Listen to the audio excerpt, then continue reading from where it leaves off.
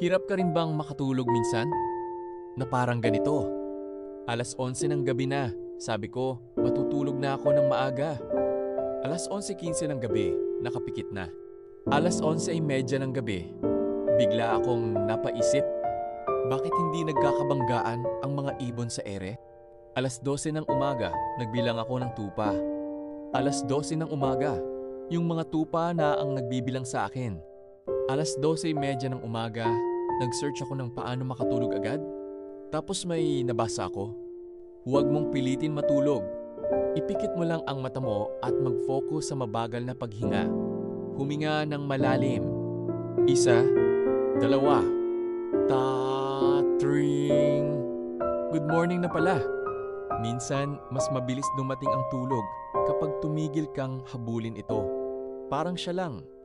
Noong araw-araw mo siyang hinahanap, hindi siya dumating. Pero noong natuto kang maging masaya mag-isa, saka naman siya nag-message ng, "Hi, kumain ka na?"